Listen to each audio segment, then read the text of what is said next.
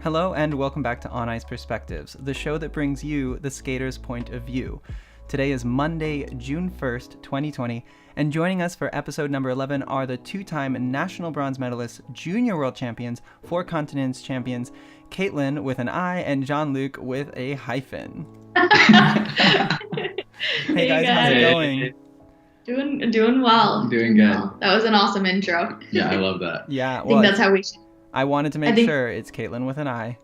Thank you guys for joining the show. Thank you so much, and thank you everybody here for watching us. I just wanted to introduce you for those of you that aren't familiar with Kaitlyn and Jean-Luc. Why don't you give us a little introduction for yourselves? Well, I don't think I've ever had to introduce myself. Hi, I'm Kaitlyn. I'm Jean-Luc, and we've been skating together. We actually talked about this yesterday. I think this will be our 9th season, 8 years now. Yeah. I've been skating myself for 23 years, and you? 21 years. So quite a while. Yeah, that's fantastic. So we've been keeping up on social media throughout the pandemic. What have you guys been doing to keep busy? Well, we've had a lot of classes with our group in Montreal, which has been really helpful. It's given us kind of purpose to stay on track for our training as much as we can. And also good to stay connected with our group of coaches and our teammates. And then other than that, just picking up, for myself at least, picking back up on some hobbies and passions that I necessarily don't have that much time to practice and do when we're in season training. And I've just been, when I'm not taking the classes, coaching quite a bit, and then also on Zoom, that is. Yeah. And then also playing quite a bit of video games. I love playing video games. So. Yeah, I've been seeing links to both of your hobbies/side projects. Kaitlyn, you've been doing some amazing artwork and selling it on Etsy, and I put a link to it down in the show notes below, as well as DJing, which is very impressive. Thank you.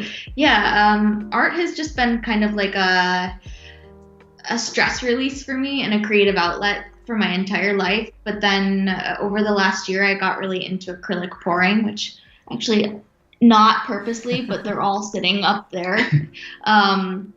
And then the more time I had over this time in isolation, I picked it up and I was getting really good feedback. So I put them out online and I saw if people would be interested in buying them. And it's been great. It's been really cool and given me a purpose. And my DJing has been something for the last couple of years that I've been doing. I started because I wanted to know how to help cut music at the beginning of the year, especially when we're making just really small changes day by day as we do choreography. That like I leave the professional edited versions to Hugo. He's amazing. But sometimes I can just make really quick on the fly adjustments that would be really helpful to continue our choreography. And then I've always loved music. So from there, I kind of just started making mixes. And I actually just did my first live set this weekend over Zoom as well. So, and I did it for some friends, which was really fun. It was a good experience. Awesome. Well, thank you guys so much for that intro. That was done really well. Good job. We're going to start watching some of the footage that I filmed of you guys throughout last season from visiting in November and September, as well as a little bit from Skate Canada. So are you guys ready? Cool. Awesome. Let's do it. Cool. And while I'm queuing this up, I just wanted to say hi to everybody who's watching in the chat. We have a hello from Great Britain, from Indonesia, from France, from the OVA, which I'm not sure what that means. Do you guys know what the OVA is? I'm guessing that's the rink that I came out of, Olympic View Ice Arena. Nice. So Olympic View Arena, that's where I'm from in Mount Lake Terrace, Washington. So I'm guessing it's that, but I don't know for sure. And Hugo sends his love too. He's tuning in. Hugo. What up? You're the best. So here's our multi-viewer. We're gonna get to this near the end. Some awesome footage I have of you guys from Skate Canada, but from the beginning, we're gonna start with a little bit of warm-up from back in November. I miss these days. Miss my friends. I know. How many times did we do that? Oh, Patch loves this exercise. We have a hi from the Netherlands and from upstate New York. Hello. Probably my parents. I'm just kidding. Oh, Kelowna. We have someone from Kelowna. DJ K-Hop playing the tunes for the warm-up like normal. Yeah. Oh, yeah. I love this jam. Heard it a couple times last year. Waving from Hawaii. Wow, I wish I was there right now. And so we're going through some footage of you guys practicing your rhythm dance. Tell us the inspiration behind the music choice for this year. Well, when we chose the rhythm dance at the beginning of last season, I Googled lists of available Broadway or musicals and operettes, and I saw that one and I was instantly sold. And I told Jean-Luc like that day, I'm like, yo, you're not gonna guess what is, like, I didn't realize it was a Broadway musical. And as soon as I found out that and told Jean-Luc, we were both like, oh my God, it's destiny. We were supposed to skate to it. And it's such a fun program. I think both of us are really excited that we'll be able to continue to perform it this year. Yeah, I'm pumped. Oh, you guys are keeping it? Yes. Yeah. Oh my gosh, that's amazing. It fits you guys so well, and I'm so happy because I felt like I didn't get to see enough of it last year. Oh, and what we had done from about 4 continents to worlds, like the improvements that it made, we were grinding out, and it was cool. Oh, that's going to be so exciting to see because no one's seen those changes yet. Yes, exactly. Awesome. And Gigi. There's so many days where I wish I had her hat because it's so warm. Yeah, Gigi is one of your ballroom instructors that work with you and help you guys with music interpretation, framing, helping you guys implement those swing dancing moves that you have in this routine. Yep, exactly. Yes. Jeez. So many finger points. Patch would always tell us before we'd warm up for competitions, he'd see us in the backstage and he'd be like, are you getting your fingers ready? I see where you get it from. We have more highs from Switzerland, Wisconsin, Germany. Wow. And International group. Amanda S. asks our first question, because we have time to answer this right now. She said, what made you want to train in Montreal? Well, I think, we had a great career with Angelique and Pasquale, and being a part of the camp. Actually, Kaitlyn was there when you were there training with Anastasia, from my understanding. Yeah. And then the year I got there was the year that I think that you may have stopped. Mm-hmm. Does that sound about right? Mm-hmm. And we had an amazing career with them, and we felt that it was just time for us to get a new change of scenery and grow some more. And we know it was like a very popular place, but we felt that their fit of what they talk about and embrace was really good for us. So yeah, it's so great to have like the top US teams training in one place. I think to feel that sense of competitiveness, but also camaraderie. You guys are all on the same team at the end of the day. Mm-hmm. And it means that I can see all of you guys in one trip. Yes. Yes. I know, you're so close to us. Once the borders open and travel is normal again, it'll be so nice to have you come up and visit more. Yeah. Yeah. Unfortunately, we don't know when the borders will open yet. Yeah. Not officially, but I do look forward to that and maybe 2 weeks of quarantine after that. Yeah. Yeah. Have another bonjour from France. Julie Zen looks like a figure skater from this picture. Nice. Wait, so we might know her. All right, so now we're going into a section where you guys really, really worked this part. Again, It's so fun and again. to watch these. Yeah, we really worked this part a lot. Jean-Luc always said that people remember some parts of the middle, but they really remember the beginning and the end. So we're really trying to add details and on the character dance as well as the finish of the moves. So I think something like this is what's really cool is like we drill so much to try and build the muscle memory. So at the 3 minutes and 45 seconds when you're gassed, you can try and rely on that and trust each hand is placed where it needs to be. Oh wow, it's pretty cool. Yeah. I haven't seen these before. Yeah, there are definitely moments where it feels like you can do this with your eyes closed, like when you grab the hand. Mm-hmm. Very much. Also very cool to see just how it progresses throughout the season. Of course we watch videos, but you're very in the moment when you watch videos from training and you're just like trying to find details from that. Very Mm-hmm. Then you go back and you have a timeline these are Oh, Kaitlyn, I think for some reason the microphone on your end isn't picking up very well. Oh, now it's gone. Jean-Luc, say something? Hello. Oh, interesting. Could you speak into Jean-Luc's mic? Yeah. No, it just doesn't like your voice. Weird. Maybe they don't want to hear me talk. They've heard enough.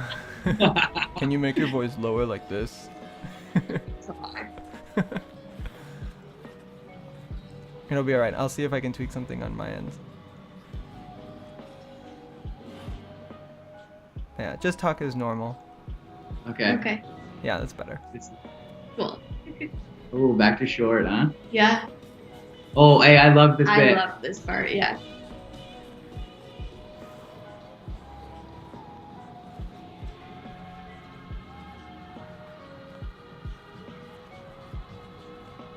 Wiggles. Woo! Beat demons.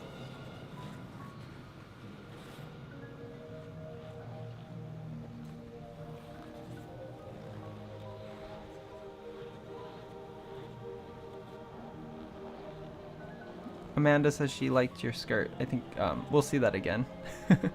Oh, my flamenco skirt. Yeah. This part was so fun because it was such a crowd playing moment, especially when you're competing and you're just skating past the audience or the judges too. It was very fun.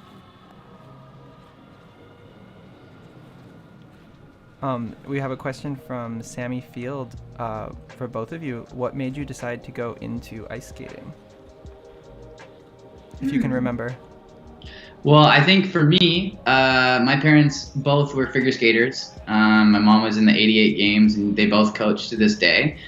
So when we moved to the U.S. from England, I used to always be hanging around the rink, and they were sick of like giving me quarters to play video games. So I think that they put me on the ice once, and I couldn't skate, but I could run. And I would just run with my blades laps and laps and laps. And then I realized people like to see that, and I love being the center of attention sometimes. So I think being able to like move people in that aspect and perform, I love that feeling. So I really grabbed onto it from that. Yeah, and my mom was a skater as well growing up. So she just wanted I have two brothers, so she just wanted the three of us to know how to balance on blades, and just introduced it to us recreationally, where we did learn to skate. And then all three of us actually picked it up and found a love for it. Both of my brothers played hockey all the way through college or up to college. They're really good too, I think. Yeah, my younger brother is at Penn State right now, so he isn't playing on the team because he's focusing on his studies. But my older brother played D3. He was a goalie when he was in college. So yeah, they both love it, and we're all just rink rats. So my poor parents lived in the ice rink with us growing up. Yeah, I just started to skate, and I fell in love with it.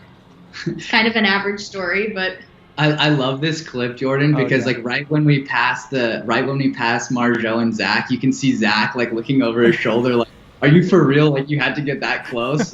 And him and I, like we have a good time together, but we love to get close. See if anybody missed that, we're gonna play that again because this is the end of. This is, I think, the last clip I have of you guys from. So they're in the red right there. They're working with Gigi. I'm almost certain. Yeah, that's Gigi's spot.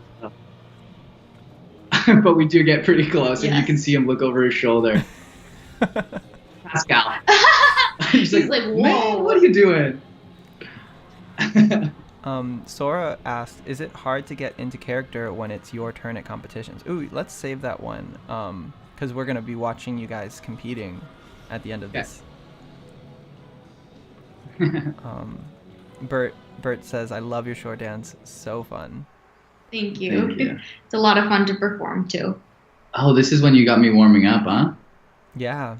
Any words of advice for skaters doing strength and conditioning off the ice?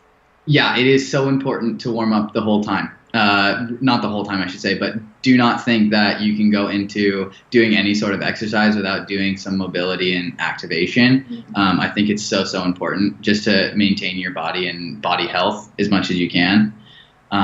It may look like I'm doing nothing, but I'm just trying to floss my back a little bit. Because also, like, people don't realize that you might not feel, like, if you don't warm up, you might not feel that bad that day. Like, you might not feel like your body needs to warm up that day, but there's repercussions long term, especially when you train every single day and do something. Like, if you're not preparing yourself to do that physical activity, it's gonna eventually kind of domino effect roll over. So we've now moved back in time to September 5th, so very early in the season. Wow, yes. And this was, I mean, no one had seen your routines publicly yet, I believe. No. I forgot that some of this was even in our program. You know, the programs change so much as the season goes on that you forget what you originally started with.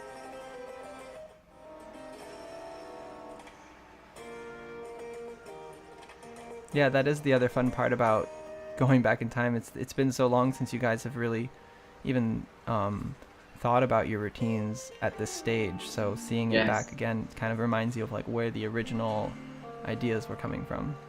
Definitely.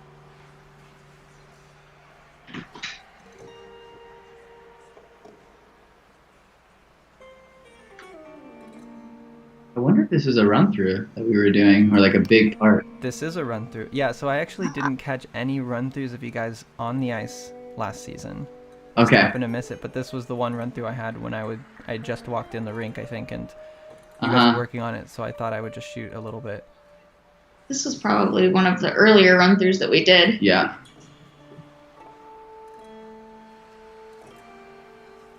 Yeah, definitely. That was a big inhale for me. 100% early run through. You can always tell how early it is in the season by the amount that Jean-Luc's nose hits. It goes like this. It's on my wrist that says breathe. Not for that reason, but looking through stuff still. Yeah. It's always so interesting this part of the year because when you choreograph, it's honestly so wild how good everything works. Everything works so well when you choreograph it. And then you start training it. After about a week of training it, you're like, wait, why is this harder than what it was a week and a half ago? And I think it's just you stop having that, get that excitement, and you start getting a little bit more, and you start to realize you're a little more tired. Mm-hmm. Like my face. I think I'm probably the most fun to watch when it comes to run-throughs early on in the season. Usually there's somebody screaming breathe. At about a minute in. There's still 3 more minutes for me to do.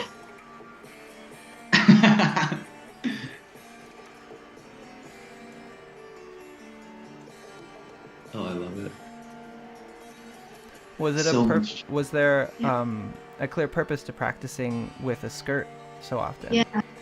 Yeah, definitely, especially with longer skirts because the weight of the skirt, also with a flamenco skirt, it's heavier at the bottom since there's ruffles, and I use it a lot in the movements that I do, like there, I grab it. So if I don't have it to train with, it would feel so uncoordinated and foreign when I'm at a competition. So even for myself, I like to almost practice in, like, you can't recreate the sense of a competition entirely, but I like to take out the variables that I can. So I practice in the same material socks that my tights will be for competition, and just things that are options to recreate. I try to take advantage. That was pretty, you're dying. Like, honestly, like Kaitlyn said, that wasn't a bad one considering how tired I am. It must have been because I saw your camera. Did you get the ending? Present. Wait, hands on the knees. Is it going to be there? Is the hands on the knees going to be there? Y'all, for sure. Just cut it off. For sure, the hands on the knees. I saw it. It's not all pretty, ladies and gentlemen. Somebody needs to tell me to work on my color coordination. I'm wearing gray, red, green, and purple right now. Very bright colors. Yes. Maybe blacks would be a better choice. It's a safer choice. So now we're going to go into some slow motion footage. So it's time for more questions. Cool. Freshwater asks, do you know what you would have done if you weren't skating? Like if we never started to skate in the first place, or? That's a tough one. You can pick any situation. Maybe now. I think if I weren't, so like if I were right now, I might be like a personal trainer. I really like movement. But I also know I love dancing, and I used to do hip hop when I was younger and be in like a hip hop troupe with all girls. So I loved that. I mean, not just the fact that it was females, but also dancing was a lot of fun. Yeah. I actually think that I probably would have a similar answer. Oh, that's a cool shot. Got sidetracked. I actually started out dancing. So I danced for about 2.5 years just off ice before I even started figure skating. And I continued it until I was 11 doing recitals. And I probably would have gone that route, I bet. Like if I hadn't been introduced to the ice, I would have most likely continued more consistently with my dancing, maybe done like dance competitions. But that's something that's actually been really fun over the last several months, is we've been taking a lot of off-ice dance classes, especially with our coaches, Sam and Gigi, as you had mentioned, and that hair. Through the hair. So it's been nice to kind of get back to off-ice dance. We get to do it somewhat during the season, but not as often as we'd like to, especially when training is getting super intense. We try to maintain and rest as much as we can when we're not like when we're doing a lot of run throughs and stuff. So it's been nice to do that again. Mm-hmm. Yeah, I feel like the skaters this year, especially coming from your school, are all going to have such improved rhythm and timing and musicality because of all the dance classes you guys have been taking. Hopefully. I hope so. Amanda asks, was the fin step hard to learn? Not hard to learn because it's a relatively short dance and the steps themselves are straightforward. But I find because there's not many lobes to the dance, it's kind of more of a shallow arc and curve, that was the most challenging part, was understanding how to skate on edges, because obviously our key points, they're edge based, while still maintaining that curve of the dance. I'd say that was the pattern was the most challenging, and just the partnering. But in general, it wasn't a hard dance to learn. No, I don't think so. But mastering it is the difficult part. Yeah, that's a totally different story. As with everything. And it depends if you do it alone or together, because I think it can be easier together and also harder together. Ladies fin step by yourself is never easier. It's a beast in it. Yeah, that backwards run bracket, is it? The girl has to do? Yes. Not envious at all.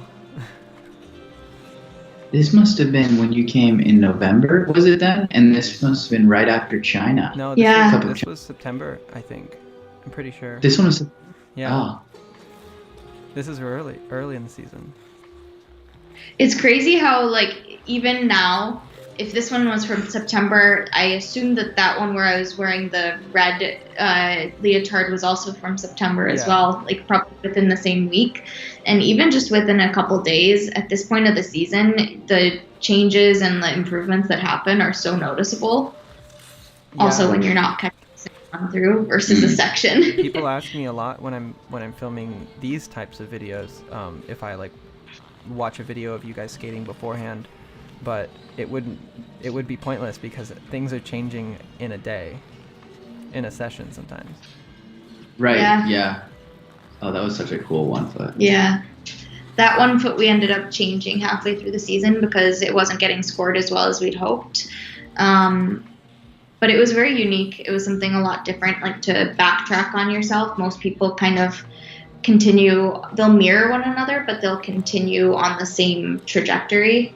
So it was cool to do something different, but unfortunately it wasn't scored that well. I think that's the hard balance in figure skating, is it's tough to be original and do something unique and different while still playing within the rules and doing what's easiest to get levels and everything. Yeah, that's what makes skating a sport, and not just an art form, is that there are these rules and requirements, and sometimes you have to, well, like you said, you go for it the best that you can, but in the end you're still being judged. So there are all of these rules, and to keep it all in track in your head is very difficult. Okay, this is one of the best bloopers I think I've ever caught on camera. Jump rockers. This is jumping rocker that we had to do. This is a challenging exercise. Heyo. Clearly. Bye-bye. Good night. I jumped all the way into the boards. I had to mute the audio for you guys because I was getting feedback, but I scream when this happens. Yes. I jumped and immediately everyone's like, okay. Yes. I gotta play it off like it was nothing. It's slippery out there. Yeah. At least it's not pavement, so when we fall, it hurts, but we slide, and you can roll with it, and it's not so bad. Walk it off. Yeah. Don't I don't know her. Yeah. I'm going. Keep going. The thing I found about roller skating is I don't think I can go as fast in roller skates, but yeah, when you fall, you have to start thinking about the friction between your body and the floor. Yes, it really changes the dynamic. Isa is just pushing me on this. He always likes to follow really close on exercises. He loves to. He loves a game between the guys. Yes. Yeah, it's true. Actually, yeah, it's super true. The guys do get like pretty close when we do these. I don't know if it's like a small alpha male challenge or whatever, but we like to test our skills and get close. Your hair was so short then. Oh, yeah. It's pretty long now. Yeah. Congrats on growing out this beard. Thank you. Yeah, patience. Are you going to keep it at all for the season? I would like to. I like it. It's different. We'll see. Oh, is this a Pascal exercise? Probably. This seems like one. Oh, yeah. Gal always says, he's like, okay, this exercise is going to be easy. And it's not. Yeah, that one was tough. I don't know what I'm saying. Probably that it was tough. What did you think it was? Oh, I had just changed something on my camera and I had gotten it all set up, but you guys were done with warming up already.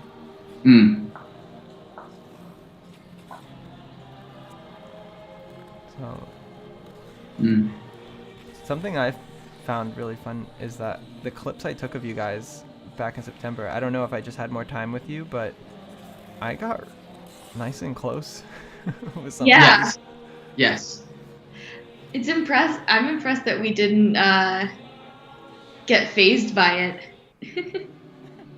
Yeah. Oh, this is the one I posted this morning. Oh, yeah, huh? A little shimmy. Yeah. Get in the character.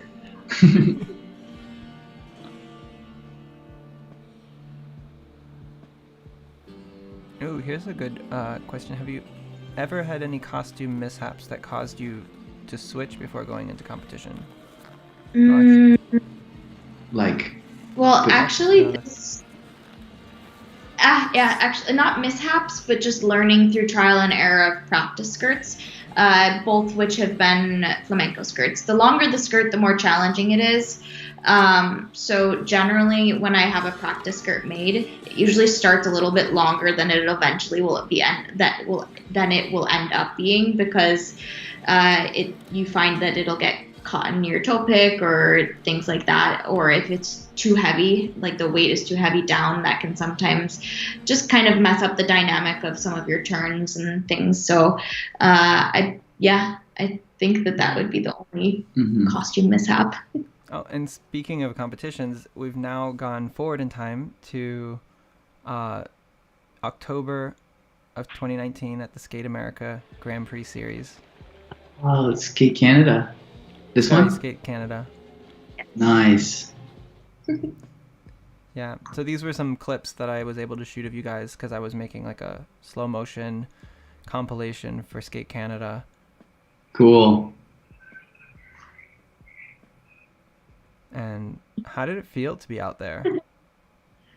It's cool. Oh, it was great. Actually, Skate Canada was one of the more enjoyable competitions this year. Not that other ones aren't, but I love Canadian crowds. They're always so supportive of everyone. And they're also, and Marie-France actually told us this too, which we were really excited to compete at Worlds in Montreal, because I guess Quebec in general is super big on disco. Like, they love disco music. Yeah. So I think it would have been a really cool experience. We were sad that it was canceled, but obviously for the right reasons. Mm-hmm. But this was a very fun event too. Everyone really, like, within the first 5 seconds of us starting our program, they were clapping, and it's always fun to have the energy of the crowd kind of boost your performance. Yeah, I think it really does. Like, you can really feed off of what the audience gives you.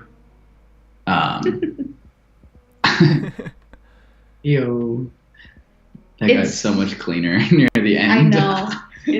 It's hard as athletes because we watch videos and we train to pick out what we can improve on. So that's the way our brains work. Like, when we watch videos like this, instinctively I see all the things that I'd like to improve, but sometimes, like, we've talked with our sports psychologist about this, that you have to kind of watch from a different lens at times. Sometimes watch as the athlete, sometimes watch as a fan, and just kind of see outside of your own training. So it's fun to do this. My hair changed so much as the season went on. I originally started with like a big disco afro, and then each competition it got a little bit less and a little bit less. It's cute. My turn. Zach, carry me. Oh. This is you guys posing for a quick video with Nick McCarville, who's covering figure skating. He's he's a journalist and covers sports, tennis, figure skating. Yeah, he's usually at these events. Like this was a press conference. Must have been right after the short dance. Yeah. Means that I'm still in my costume. Oh, that's right, because we skated last in that, right? We skated last a lot this season in general. Yeah. Like we had a lot of fifth in the warm-up group. Hello. Which is what you're seeing now. Back to the warm-up. It's important, guys.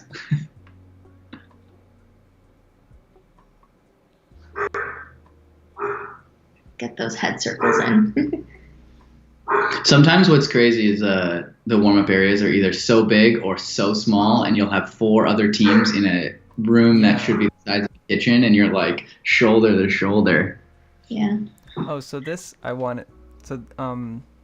is when they're introducing you with everyone else on the ice. So they have these pretty lights. Everybody gets their own standing ovation introduction. And I wanted to ask you guys if you could go back in time and kind of give us your perspective of this. This is still the 5-minute warm-up, but I know that these moments tend to be kind of glossed over in our heads because we're so focused on the competition that when you have these moments like this, you're kind of already on autopilot.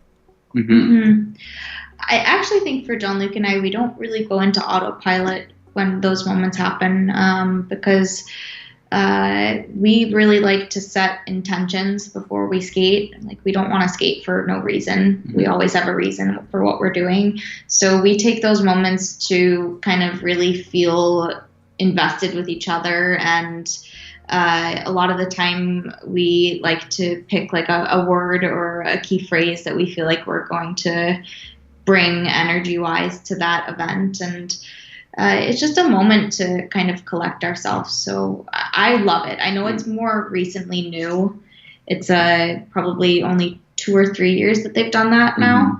But I think it's such a great addition, and I think it also makes it more enjoyable from a fan's perspective to see everybody out there. It's kind of like a celebration.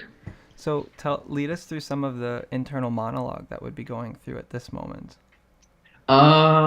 So honestly, if you would have asked me the same question 4 years ago, I would say I'm thinking about like what I'm gonna eat later. I'm not even kidding when I say that. I can go back in performances and like look at be like, oh, not that I was distracted, but I just felt so comfortable with what I was doing. A lot of the thing though that our team works on is just making sure that we stay so in the moment that if they almost want, no, they don't want something to happen, but they want us to be able to at any moment be able to adapt and change and fix. And it takes less than a second to get yourself back in a situation, back in the moment, I should say. So a lot of the time in our training, they have us really think about, oh, in that run through, do you feel like you got distracted? Because I feel like at this point you were starting to space out just a little bit, because once you start doing the same thing over and over again, it's so easy to go through the motions. And it's really cool to have that internal dialogue, thinking like, oh, I'm portraying the character. A lot of the work we work with our acting coach we create a story that not many people know, see, or hear about. But for us, it keeps us so engaged in our story for each part of the program to where elements are slotted in, but we're telling a whole story. So it's pretty cool. Yeah, you can see that every finger point, every accent has a story behind it, and it is great that you guys can stay in the moment for every part of this program.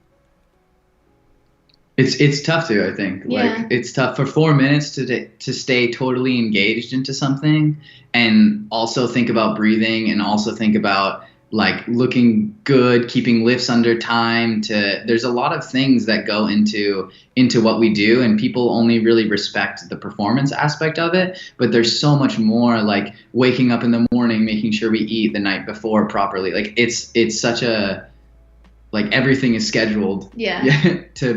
For 4 minutes, for 3 minutes one day and 4 the next.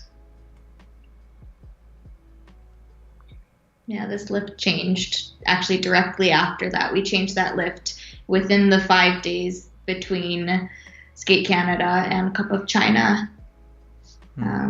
That's one thing too, that especially as you compete close to one another in more back-to-back competitions, you have to get really adaptive as an athlete to be able to make on-the-fly decisions and change. Because we train and we repeat things to make them muscle memory and second nature, but sometimes you have to be able to adapt and make quick changes that don't have as much training. Yeah, I mean, this was the first Grand Prix of the season, so you're not expected to be reaching your peak yet. No, but someone might be, and then you don't get the result that you want. It's so hard to plan out your season for what you want to accomplish, I find, because exactly what you said, it's hard to peak at this, but you have to have mini peaks for each event, I find, because if you don't perform to your full potential and someone else does, then you miss out on opportunities or placements or things like that. Yeah. That jacket was so cool. Yeah. Matthew found that jacket based off of a wallpaper print, yeah? Yeah. It was, he liked this kind of wallpaper from, what would you say the time? I don't know. He liked a Victorian style wallpaper. And he's like, I want to print it on a mesh jacket. So it was pretty cool what he did to get to that point. Yeah, he was very creative. Yeah, someone had asked the question, what's the process of your costume design? I think that answers it right there. Yeah, it goes through a lot of the coaches, Matthew, us, and then another cycle of that, and then another cycle until we get the idea that we fully want. Yeah.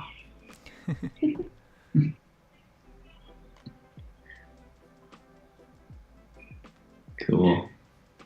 Oh, we skated right after Piper and Paul at this one. Yeah. I remember. The audience was wild. Last. So watching you, this is after you had walked out of the kiss and cry, and you're checking your protocols on the screen backstage. And you can already see like the things whirring in your head, like how are we going to adjust and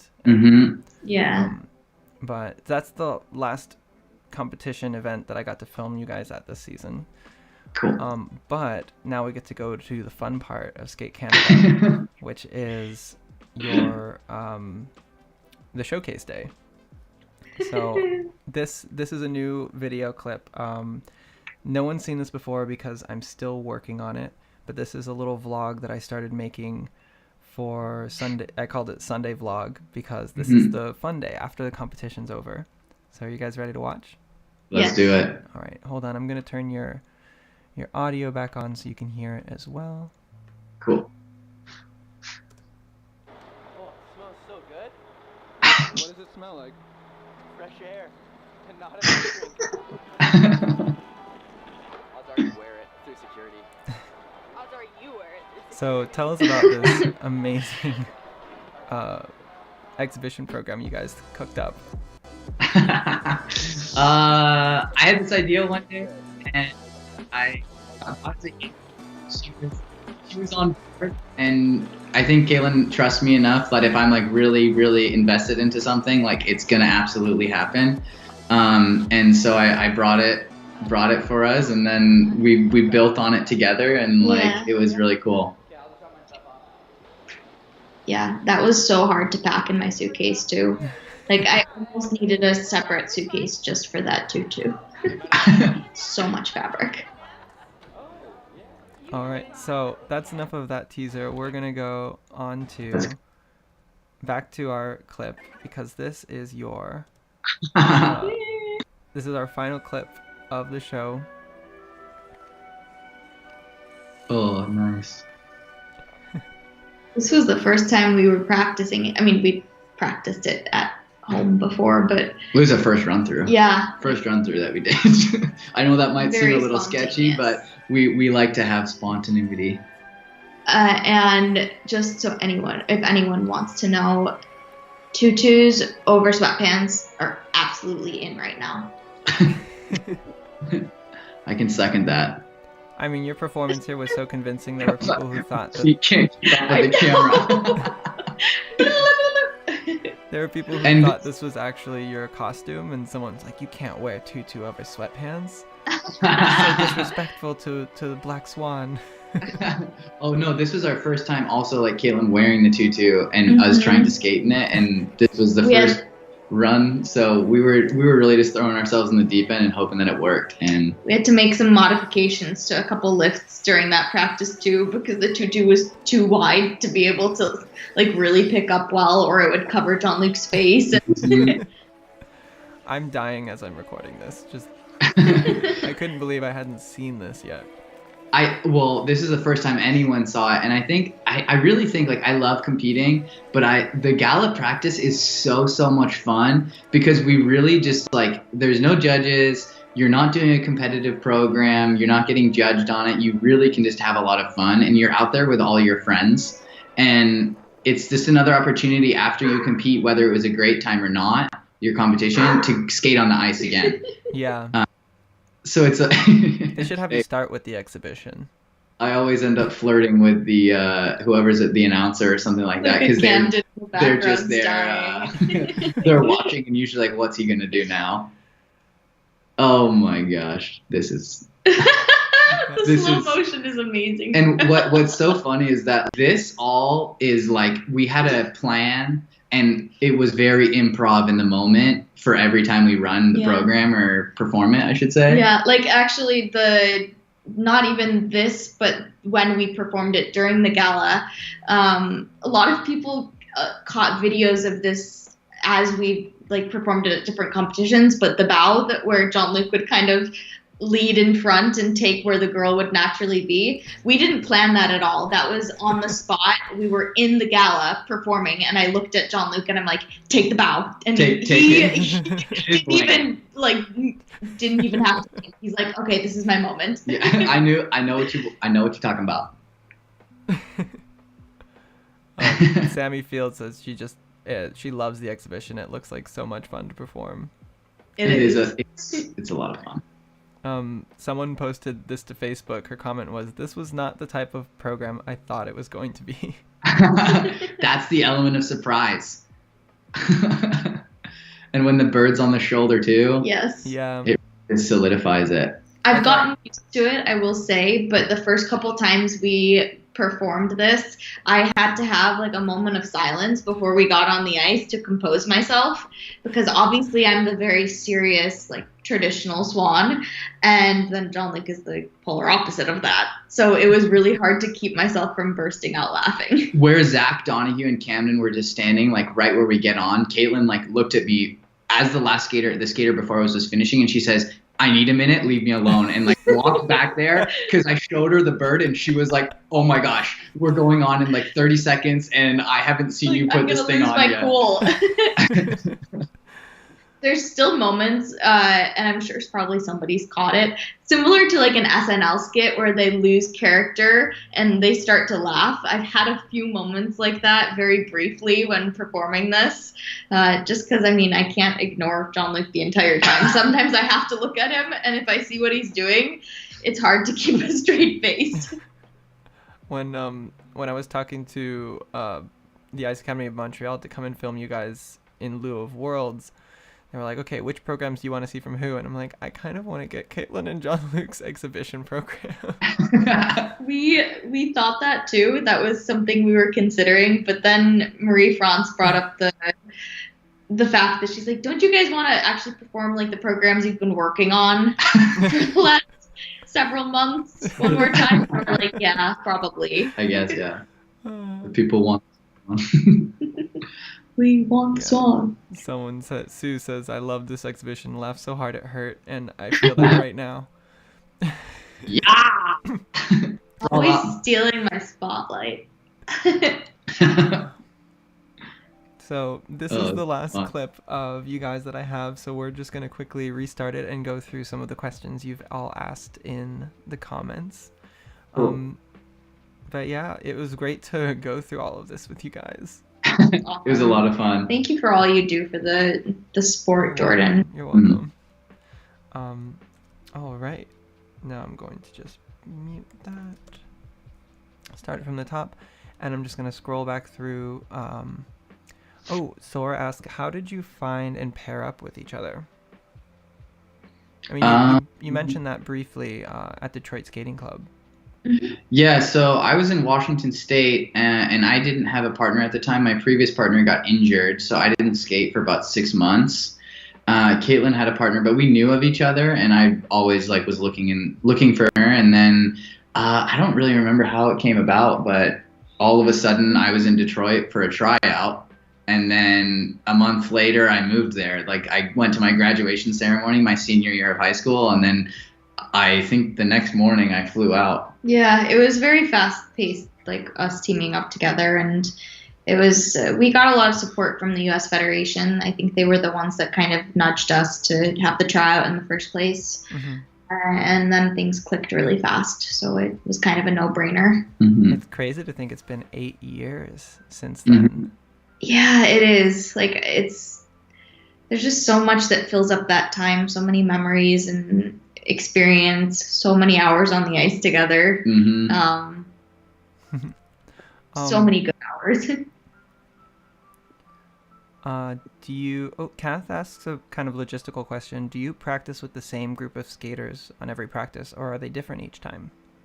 I think that, so what Patch does is we all send a schedule the Friday before the next week to say what our obligations are in terms of massage, osteo, and he actually tries to work us around that schedule because there's so many other things that go along with skating, like Pilates. I have workouts, we have massages, acupuncture, osteo. So we schedule those, and he tries his best to then schedule our skating around that time. So then everyone has different schedules. Some people do schooling, how that works. So what's really cool is we very rarely skate with the same people every day. Yeah.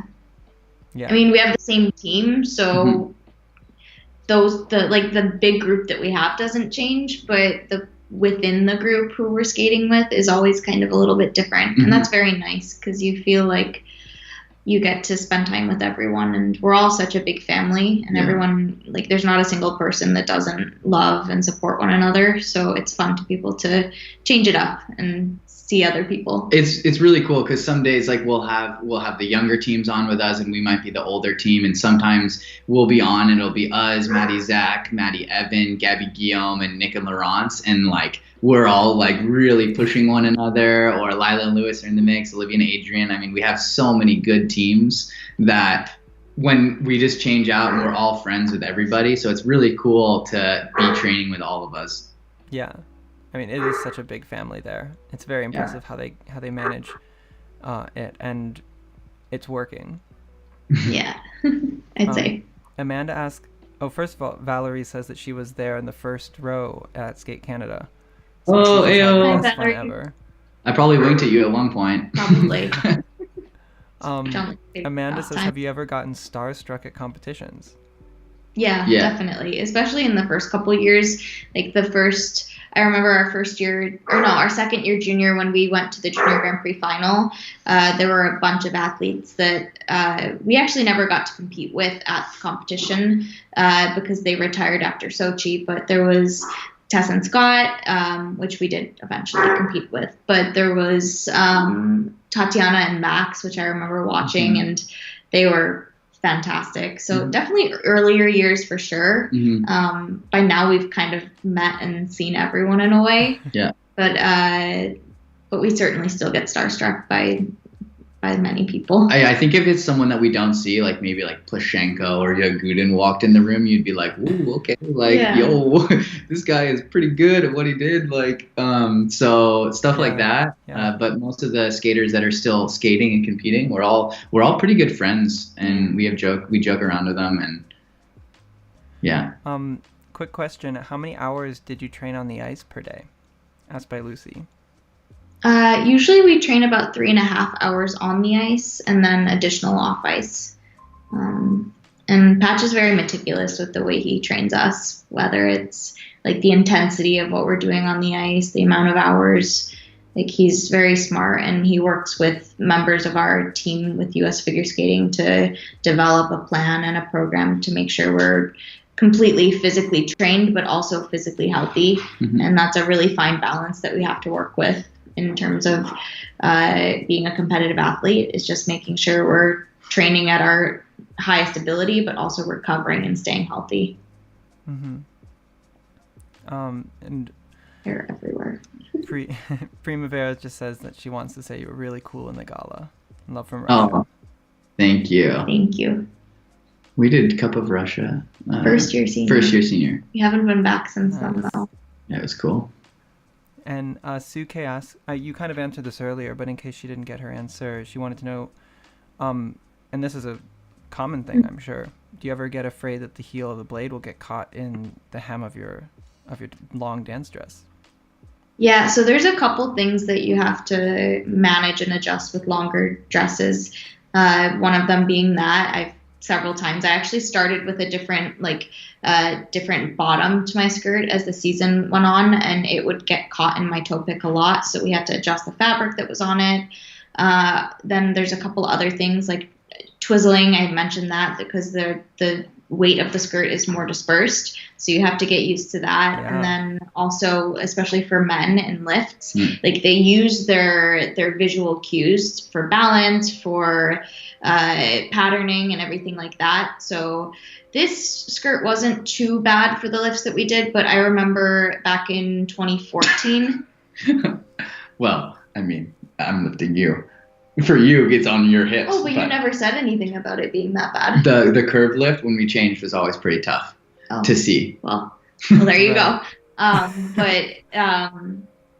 But what I was saying is 2014, I had another flamenco skirt, and we were working on a lift that we actually had to completely change the skirt for because it would cover his face the entire time, and then he couldn't see anything. So yeah, it's definitely an adjustment that you have to get used to, which is like why I said why we train with them. So it's not a surprise when you get to competition. Kaitlyn's also really good at, like, I find with the dress, like in a lift or any movement to where like I need to see more, she'll grab that part of the skirt and almost like create a window for me to see. Because there was times I think like with that curve lift that we had at the beginning, like when with the wind, it would like smack me in the face a little bit. And I'm like trying to balance and see and not run into the wall. And then this thing is, so after a while, like I think just subconsciously she saw that and pulled it away. So nice. Yeah. Amanda asked, I was thinking about this in my head when we were talking about being starstruck. She asked me if I ever get starstruck filming certain skaters. Oh. And it reminded me of, so technically you guys were one of the very, very first skaters I ever filmed on the ice. Do you remember back in 2017, in Sun Valley, you guys came for Yes! Oh man, gosh, yeah, yes. That's so true. When we were doing the IDI thing. Yeah, the World of Ice Dance International, and you guys were invited to be a part of it and be like the star skaters of it. That's right. And I hadn't seen you guys in like 5 years at least since I had left Michigan. So it was kind of fun to be like, oh my gosh, it's good to see you. I knew you when you were like still just barely teamed up together. That's so true. Yeah, it's so cool. Just like the skating world is vast and spread out, but we're such a small community, and it's always amazing to be able to reconnect with people that you haven't seen in years. I know certainly for myself, it was a really cool experience to do the open ice that you did, just to see all of the familiar friends that I hadn't seen, or really like I didn't talk with a lot of them during the open ice, but just to hear them talk and reconnect, it's really cool. Yeah, and just a reminder, because of this has to do with the links down in the description below. Kaitlyn's been donating some of the proceeds from her artwork to the Open Ice Fund, which has been fantastic. I think it's great to see skaters like you continuing to expand on the cause that we created back in April. Well, it was an honor. I felt so inspired through doing that I wanted to continue to be able to contribute, and I know that my contribution is small in the grand scheme of things, but everything counts, and it gave me purpose to feel like what I was doing was somehow helping those who are doing so much more right now. Yeah, I think it's it's really important for the skating world right now to look inwards at the people who have been in it this whole time and help inspire each other and help bring us closer together and communicate. So thank you so much, you guys. Thank you. Yeah. Thank you, Jordan. I mean, I know I said it earlier, but the way you've been able to shine a light on figure skating in a way that captures the beauty of the sport, but also the difficulty of the sport, it's something so unique, and I'm really grateful for having more of a light shined on that. Well, I hope I get to see you guys again soon when borders open up, and see you guys on the ice in Montreal. Yes. Yes, I can't wait for that day. So this will be the end because we've hit the hour mark, but I just wanted to say thank you to everybody for joining us and watching us watch ourselves. I thank you again, and I also want to thank the Patreons who support On Ice Perspectives and allow me the time to put all of this together and organize these fun events. And also to tune in because on Wednesday we'll be interviewing Jeremy Abbott, who's another one of our old DSC ice crew. Yeah, that's cool. So yeah, thank you guys all, and thank you Kaitlyn and Jean-Luc. I will see you guys soon and talk to you later. Awesome. Thanks, Jordan. Thank you. Bye, everybody. Bye. Bye, everybody.